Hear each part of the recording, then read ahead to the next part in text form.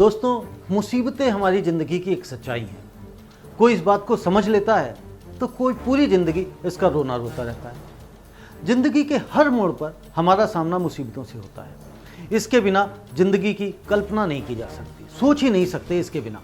अक्सर हमारे सामने मुसीबत आती हैं, अक्सर हमारे सामने परेशानियां आ जाती हैं और हम उनके सामने पस्त हो जाते हैं। उस समय हमें कुछ नहीं समझ में आता कि क्या सही है और क्या गलत है।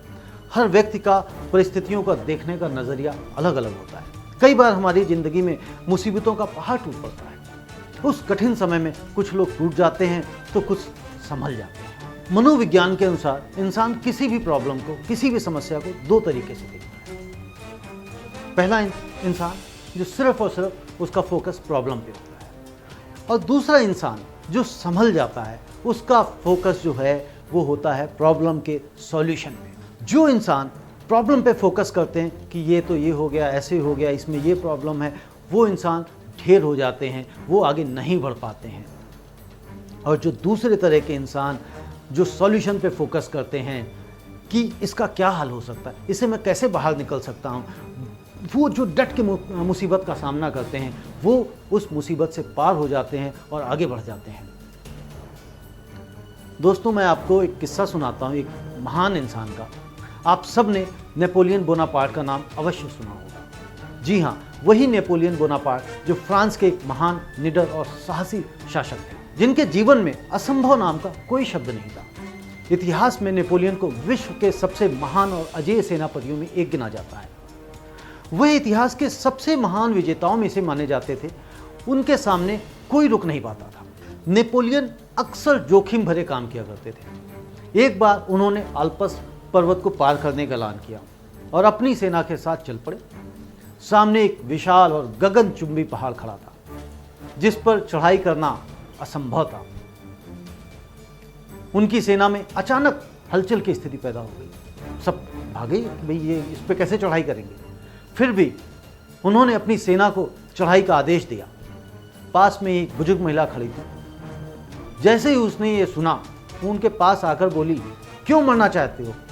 यहाँ जितने भी लोग आज तक आए हैं वो मुंह ही कहकर यहीं रह गए।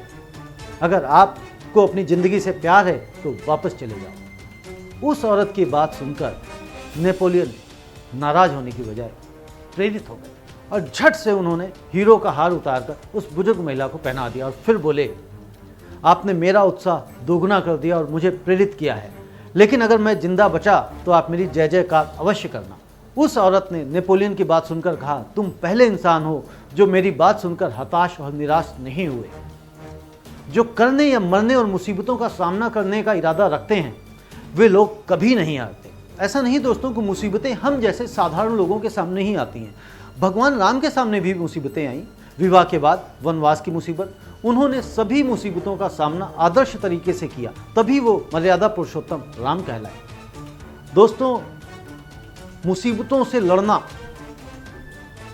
मुसीबतों से जंग, मुसीबत की परेशानियों का सॉल्यूशन निकालना और उनके सामने डटे रहना और उनको पार करना, यही एक हमें आदर्श और महान व्यक्ति बनाती हैं और हमें किसी भी सफलता तक पहुंचा सकती हैं। अगर हम मुसीबत से डर गए, परेशानियों से डर गए, तो साधारण इंसान और महान इंसान में जो फ़र्क होता है वो यही होता है। दोस्तों, साधारण इंसान मुसीबतों से डर जाता है और घर बैठ जाता है कि भैया ये नहीं हो सकता।